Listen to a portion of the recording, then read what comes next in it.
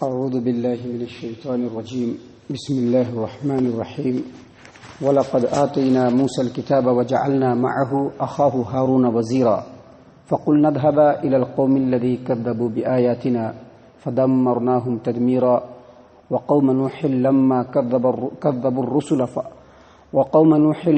كذبوا الرسل أغرقناهم وجعلناهم للناس آية وأعتدنا للظالمين عذابا أليما وعادا وثمود وأصحاب الرس وقرونا بين ذلك كثيرا وكلا ضربنا له الأمثال وكلا تبرنا تتبيرا ولقد أتوا على القرية التي أمطرت مطر السوء أفلم يكونوا يرونها بل كانوا لا يرجون نشورا.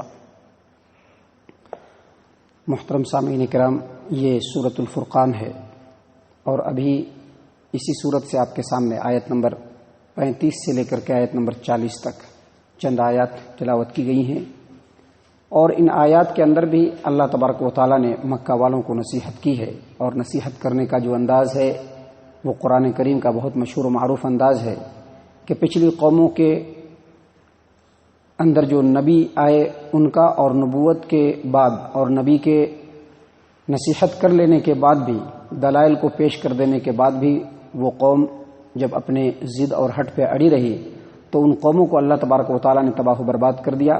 اس کا تذکرہ مختصراً ان آیات کے اندر اللہ تبارک و تعالیٰ نے کیا ہے. اللہ تبارک و تعالیٰ فرماتے ہیں وَلَقَدْ آتَيْنَا مُوسَى الْكِتَابَ، اور ہم نے موسیٰ علیہ السلام کے اوپر کتاب نازل کی. وَجَعَلْنَا مَعَهُ أَخَاهُ هَارُونَ نَذِيرًا، ہم نے موسیٰ علیہ السلام پر کتاب نازل کی اور ان کے بھائی ہارون کو ہم نے ان کا مددگار بنایا. یہاں پر کتاب سے مراد توریت نہیں ہے. توریت اللہ تبارک و تعالیٰ کی کتاب ہے، یہ بہت مشہور و معروف بات ہے، لیکن یہاں پر جو اللہ تبارک و تعالیٰ نے فرمایا وَلَقَدْ آتَيْنَا مُوسَى الْكِتَابَ، ہم نے موسیٰ علیہ السلام پر کتاب نازل کی، اس سے مراد توریت نہیں ہے، بلکہ اس سے مراد وہ احکام ہے جو اللہ تبارک و تعالیٰ نے مصر سے نکلنے سے پہلے موسیٰ علیہ السلام کے اوپر نازل فرمائی تھی. جبکہ مصر سے نکلنے کے بعد جب موسیٰ علیہ السلام اور ان کی قوم کے لوگ وادی تیہ میں پہنچے تو وہاں پر اللہ تبارک و تعالیٰ نے توریت کو نازل کیا. اس سے یہ پتہ چلا کہ یہ جو کتاب یہاں پر جو اللہ تبارک و تعالیٰ نے کہا ہے، اس سے مراد وہ وحی الہی ہے جس کو وحی خفی کہتے ہیں. اور نبی صلی اللہ علیہ وسلم پر دو وحی نازل ہوئے، آپ کو معلوم ہے، ایک اللہ کا کلام قرآن کریم، اور دوسرا نبی صلی اللہ علیہ وسلم کے اوپر وقتاً فوقتاً اللہ تبارک و تعالیٰ جو باتیں نازل کرتا تھا وہ اللہ کے رسول صلی اللہ علیہ وسلم کی زبان کی شکل میں، اللہ کے رسول صلی اللہ علیہ وسلم کی زبان سے اللہ کے رسول صلی اللہ علیہ وسلم کے الفاظ کی شکل میں، حدیث کے شکل میں ہمارے سامنے موجود ہے. اور یہ جو حدیث ہے یہ بھی اللہ کی طرف سے نازل کی ہوئی ہے. اس کو نبی کا فرمان ہم لوگ اس لیے کہتے ہیں کہ نبی نے اپنی زبان سے اس کو ادا کیا ہے، لیکن دراصل یہ اللہ کا کلام ہے، اور اسی کو وحی خفی اور سنت بھی کہتے ہیں. اور جس طرح سے قرآن کریم پر یا اللہ کے کلام پر جو اللہ ڈائریکٹ نبی کے دلوں پر نازل کرتا ہے اس پر عمل کرنا واجب اور ضروری ہے، اسی طرح سے وحی خفی جو نبی حکم دیتے ہیں، دراصل نبی جو حکم دیتے ہیں وہ نبی کی بات نہیں ہوتی ہے بلکہ اللہ کی بات ہوتی ہے، تو اس کے اوپر بھی عمل کرنا واجب ہے. اللہ کے رسول صلی اللہ علیہ وسلم نے فرمایا کہ الا انی اوتیت القرآن ومثلہ معہ، آگاہ ہو جاؤ، جان لو کہ مجھ پر قرآن بھی نازل ہوا ہے اور اسی کی طرح ایک اور چیز بھی. اور ایک اور چیز سے مراد محدثین نے یہی مراد لیا کہ جو سنت ہے جو کتابوں کے اندر موجود ہے، دونوں کے اوپر عمل کرنا بالکل واجب ہے اور دونوں کا رتبہ بالکل برابر ہے. بعض لوگوں کا یہ کہنا امت اسلامیہ کے اندر، مسلمان امت کے بعض اہل علم کا یہ کہنا کہ پہلے قرآن پر عمل کریں گے، اگر قرآن میں وہ بات نہیں ملے گی تو حدیث میں دیکھیں گے، اور حدیث میں نہیں ملے گی تو صحابہ کرام کی زندگی کے اندر دیکھیں گے. یہ ترتیب بالکل غلط ہے. اگر کوئی مسئلہ انسانی زندگی کے اندر آتا ہے تو اس کو بیک وقت قرآن میں بھی دیکھنا ہے اور حدیث میں بھی دیکھنا ہے. بلکہ اگر کوئی بات قرآن کریم کے اندر ہے اور حدیث کے اندر وہ بات ذرا دوسرے انداز میں ہے تو حدیث کے حساب سے ہی قرآن کو سمجھنا ہے، کیونکہ قرآن کو ہم خود نہیں سمجھ سکتے ہیں. قرآن کو سمجھنے اور سمجھانے کا جو رتبہ اور مقام ہے اللہ تبارک و تعالیٰ نے نبی صلی اللہ علیہ وسلم کو دیا ہے. لہذا حدیث جو ہے وہ قرآن کی نگرانی کرنے والی ہے. قرآن کریم کے کسی بھی آیت کا کوئی معنی اگر حدیث بتلائے گا اور بظاہر قرآن مجید میں وہ معنی دوسرے طریقے سے لگے گا تو ہمیں حدیث کا ہی معنی لینا پڑے گا. تو یہاں پر کتاب جو اللہ تبارک و تعالیٰ نے بیان فرمایا کہ وَلَقَدْ آتَيْنَا مُوسَى الْكِتَابَ، ہم نے موسیٰ علیہ السلام پر کتاب نازل کی. یہاں پر کتاب سے مراد توریت نہیں ہے بلکہ وہ احکام ہے جو مصر سے نکلنے سے پہلے اللہ تبارک و تعالیٰ موسیٰ علیہ السلام پر نازل فرماتے تھے. اسی بات کو اللہ تبارک و تعالیٰ نے یہاں پر کہا وَلَقَدْ آتَيْنَا مُوسَى الْكِتَابَ، ہم نے موسیٰ علیہ السلام پر کتاب نازل کی. وَجَعَلْنَا مَعَهُ أَخَاهُ هَارُونَ وَزِيرًا، اور ہم نے ان کے بھائی ہارون کو ان کا مددگار بنایا. فَقُلْنَا اذْهَبَا، اور ہم نے ان دونوں کو کہا جاؤ إِلَى الْقَوْمِ، ایسی قوم کی طرف جنہوں نے ہماری آیات کو جھٹلا دیا ہے. موسیٰ کو اور ہارون کو کیا حکم ملا؟ آپ ایسی قوم کی طرف جائیے جنہوں نے ہماری آیات کو جھٹلا دیا. یہاں پر ہماری آیات سے مراد وہ وحی ہے یا وہ باتیں ہیں جو اللہ نے ابراہیم علیہ السلام پر نازل کی، اسماعیل اسحاق علیہ السلام پر نازل کی، یعقوب علیہ السلام پر نازل کی، یوسف علیہ السلام پر نازل کی. کیونکہ ابھی تک موسیٰ علیہ السلام نے فرعون کو کچھ بھی نہیں سمجھایا ہے، ابھی تک فرعون کے قوم کو کچھ بھی نہیں سمجھایا ہے. ابھی ان کو نبوت ملی ہے اور نبوت کے بعد ان کے بھائی ہارون کو ان کا مددگار بنایا ہے.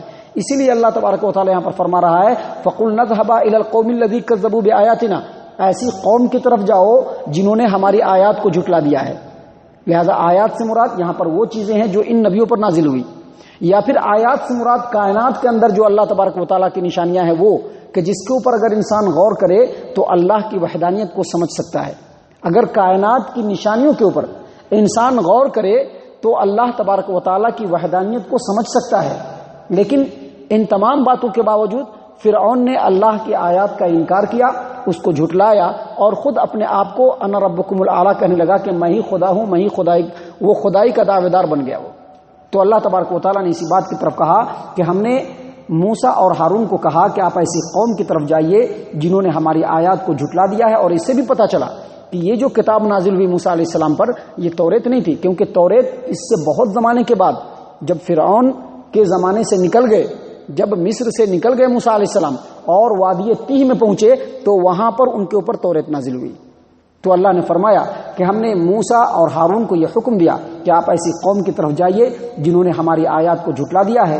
فَدَمَّرْنَاهُمْ تَدْمِيرًا، لیکن ان لوگوں نے موسیٰ علیہ السلام کے دلائل کو نہیں سمجھا، ان کے نصیحت کو نہیں مانا اور ان کے طریقے کو نہیں اپنایا اور موسیٰ علیہ السلام کا انکار کیا، ان کے اوپر نازل ہونے والی کتاب کا انکار کیا اور اسی طرح سے اللہ تبارک و تعالیٰ کا انکار کیا.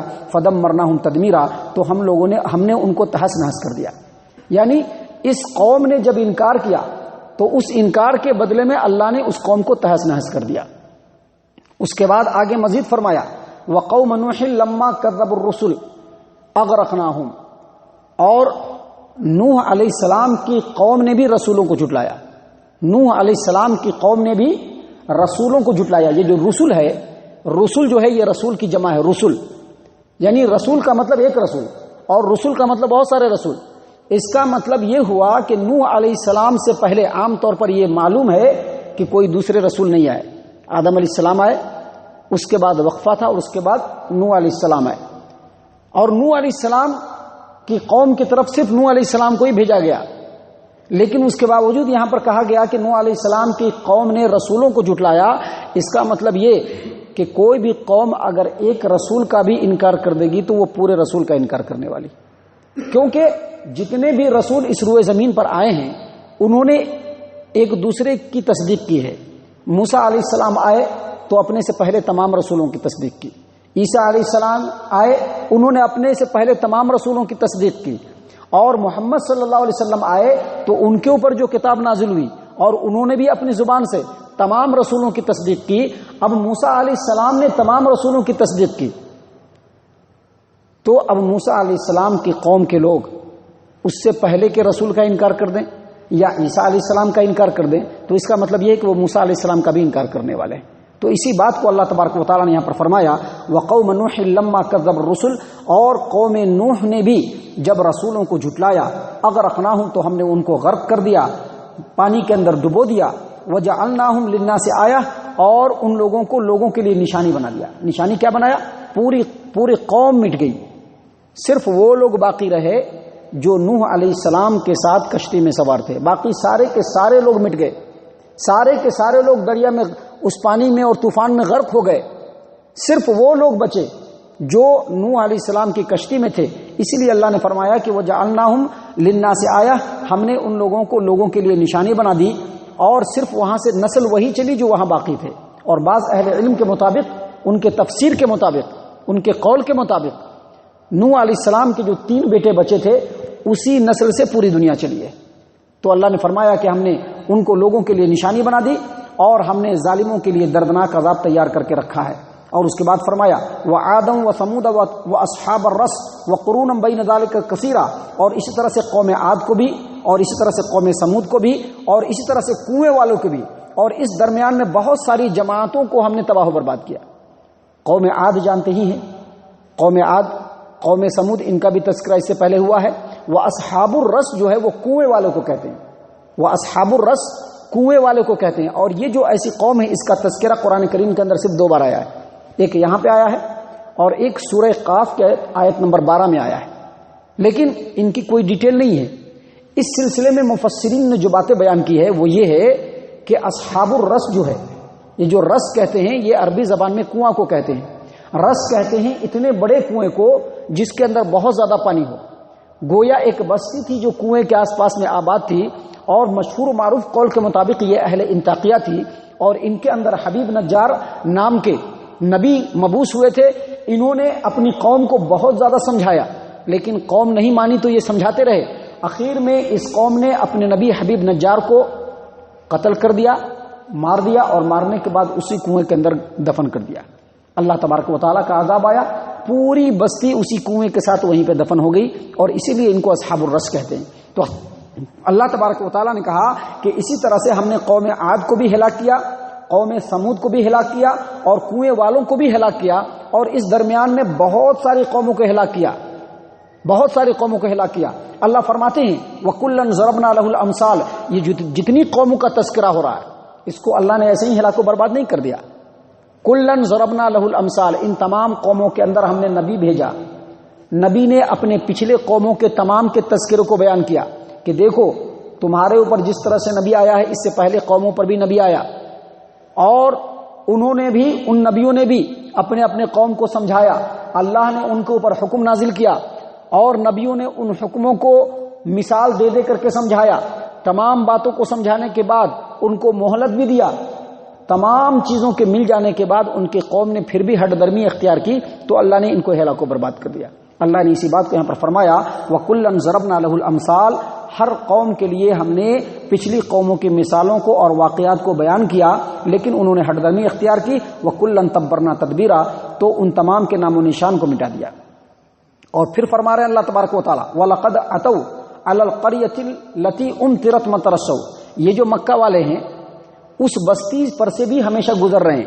یہ جو مکہ والے ہیں ان بستیوں پر سے بھی ہمیشہ گزر رہے ہیں جن بستی کے اوپر بدترین بارش برسائی گئی. وَلَقَدْ أَتَوْا عَلَى الْقَرْيَةِ الَّتِي أُمْطِرَتْ مَطَرَ السَّوْءِ، یہ مکہ والے اس بستی پر سے بھی ہمیشہ گزرتے ہیں جن کے اوپر بدترین بارش برسائی گئی.